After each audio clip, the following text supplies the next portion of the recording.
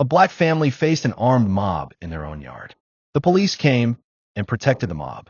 What happened next will leave you speechless. Family, imagine this. You're sitting in your own yard with your children, enjoying the quiet of your home. And then, out of nowhere, a group of armed strangers shows up, threatening you, demanding you leave a neighborhood that you already own a home in. Now ask yourself this. Would the law protect you, or would privilege protect them? Before we dive into this powerful story, hit that subscribe button right now because this is the Untold Struggles. It was a warm Saturday evening in a small town outside Montgomery, Alabama. The Johnson family, Marcus, his wife Yvonne, and their two children, 12-year-old Isaiah and 9-year-old Naomi, were outside on the porch, sipping sweet tea and laughing as the kids played tag in the front yard. Their home wasn't fancy, but it was theirs. Marcus, a hard-working mechanic, had saved for nearly 15 years to buy this little house. For him, it was proof that no matter how hard life tried to push him down, he could rise. But peace is fragile, and on that night, their laughter was cut short by the crunch of tires on gravel. 3 pickup trucks pulled up, headlights glaring into their yard. The engines cut, and the doors opened. Out stepped 7 white men, large, imposing, some in hunting gear, others with camo hats. And each one carried a weapon, rifles, shotguns, handguns. Marcus stiffened. He put his arm around Yvonne, shielding her slightly. One of the men, tall and broad with a Confederate flag patch on his vest, smirked. "You people lost?" he sneered. "'Cause this ain't your kind of neighborhood." Yvonne's heart raced. "This is our home," she said firmly, her voice shaking but steady. The man chuckled darkly. Not for long. The group spread out on their lawn, weapons still in hand. Isaiah grabbed his sister's hand, whispering, "Don't move." Naomi clung to him, trembling. Marcus stepped forward, palms raised. "We don't want any trouble. You need to leave." Another man barked. "You don't tell us what to do. We're protecting our neighborhood." Yvonne snapped, her fear turning to anger. Protecting it from what? From family, sitting on their own porch. The men laughed, but their laughter carried menace. They weren't just here to scare. They wanted to humiliate. Marcus, trying to keep calm, pulled out his phone. He dialed 911, his voice urgent. "There's a group of armed men on my property threatening my family." The dispatcher's tone was flat. "Are they actively shooting?" "No, but they're armed and trespassing." "Sir, unless shots are fired, we'll send an officer when available." Click. Marcus lowered the phone, his face pale with disbelief. "They're not coming." The mob smirked. "Told you," the leader said. "Nobody's coming to save you." One of the men raised his rifle slightly, pointing it at the ground, but far too close for comfort. "You got 2 choices. Pack up and leave, or stay and regret it." Isaiah couldn't take it anymore. He shouted, "Leave my family alone." The men roared with laughter, mocking him. One crouched down, sneering at the boy. "Brave little man, huh? You best learn quick. Your daddy can't protect you here." Marcus's fists clenched, every muscle screaming to fight, but he knew one wrong move could cost them their lives. As tension peaked, a voice rang out from across the street. "Hey, what do you think you're doing?" It was their neighbor, Mrs. Ramirez, a retired teacher. She stood on her porch with her phone held high, recording everything. The mob shifted uneasily. More neighbors came out, lights flicking on, cameras raised. "You don't belong here," one shouted at Mrs. Ramirez. She shouted back, "Neither do you," on their lawn with guns. The balance shifted. The mob, once emboldened, suddenly found themselves exposed. Finally, sirens wailed in the distance. 2 police cars rolled up. The mob relaxed, smirking as if salvation had arrived for them. The officers stepped out, but instead of ordering the armed men to disarm, they turned to Marcus. "What's going on here?" Marcus blinked. "What's going on?" "They're on my property with guns, threatening my family." One officer glanced at the mob leader. "Is that true?" The man shrugged. "We were just making sure things were safe. Didn't mean no harm." The officers nodded. "All right, everyone just settle down." Marcus exploded. "Settle down? They're armed on my porch." The officer warned him. "Calm yourself, sir, or we'll have to detain you." Yvonne's jaw dropped. He's the victim. But privilege spoke louder than truth that night. The mob walked away laughing, untouched, weapons still in hand. Inside, Isaiah cried into his father's chest. Why didn't they help us, Dad? Why didn't the cops stop them? Marcus held him tight. Because sometimes, son, the system wasn't built to protect us. Yvonne whispered through tears.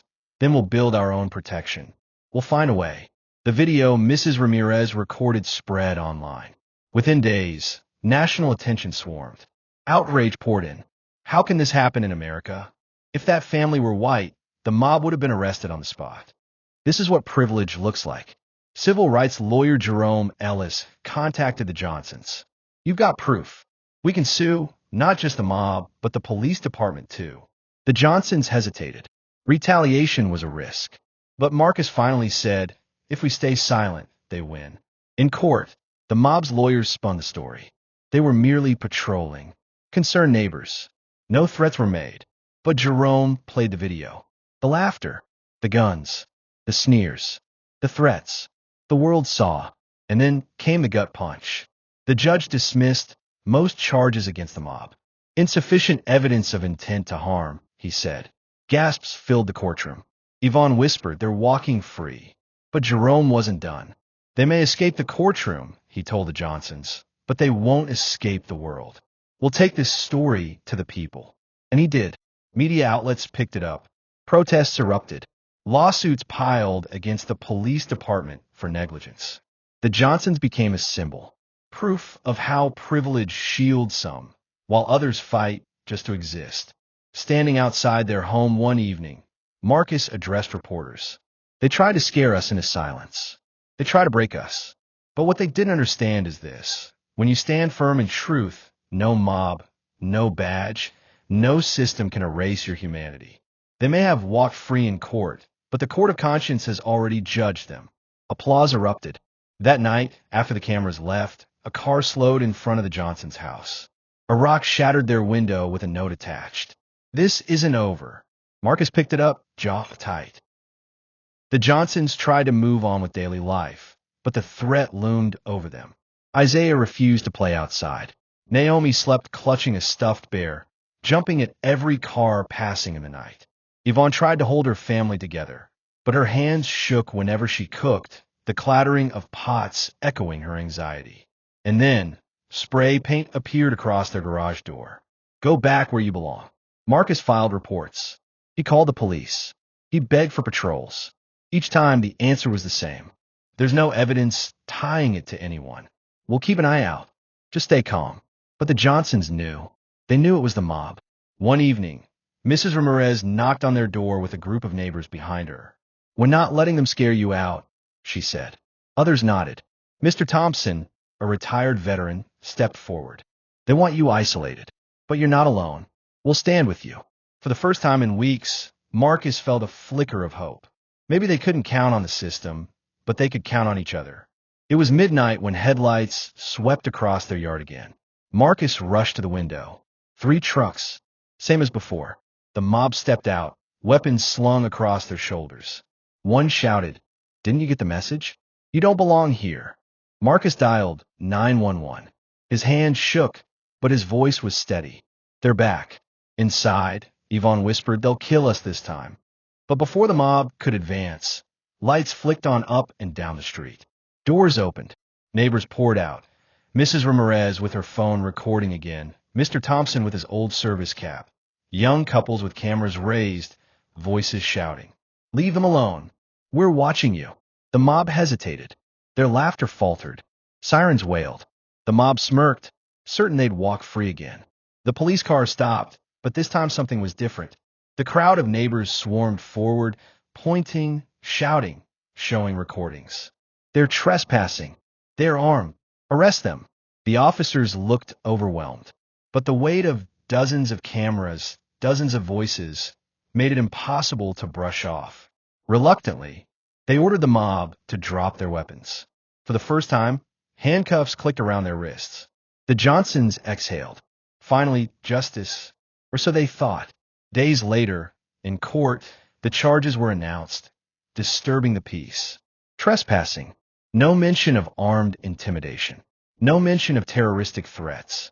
Jerome, their lawyer, slammed his papers on the table. This is a mockery, but the judge only shrugged. They're just neighborhood disputes. Nothing more. The mob smirked as they were fined a small fee and released. Outrage exploded online. The Johnson story spread nationwide. Journalists swarmed their town. Protesters gathered outside the courthouse chanting, "No justice, no peace. Protect black families." The mob, once faceless, now had their images plastered on every screen. And they hated it. One night, Marcus came home to find his car tires slashed. Another night, dead animals were left on their lawn. The message was clear: you may have won the cameras, but you haven't won the war. Yvonne broke down, whispering, "How much more can we take?" Marcus pulled her close. "As much as it takes, because if we give up, they win. And I refuse to let my children see me defeated." Jerome filed a federal civil rights lawsuit. Unlike local courts, this case would go higher, beyond the small-town judges with ties to the mob's families. "It's no longer just about you," Jerome told Marcus. "This case could change everything." Marcus nodded. "Then let's fight." One evening, as the Johnsons prepared dinner, a knock came at the door. Marcus opened it cautiously, only to find a masked man standing there, holding an envelope. Without a word, he dropped it and walked away. Inside the envelope was a single photo: Marcus and his family, sleeping inside their beds. The note beneath it read, "We know where you rest." The screen fades to black. To be continued. Family, if you're still with us, if you're outraged at how the Johnsons are being treated, hit that subscribe button right now. Because this story is far from over, and what's coming next will test their strength in ways you won't believe. Family, the Johnsons thought the mob's arrest was the end. But now, the threats have reached their most dangerous point yet. What would you do if your enemies knew where you slept? Drop your thoughts in the comments. Smash that like button, share this video everywhere, and subscribe to the Untold Struggles. Because silence is their weapon, but together, our voices are unstoppable.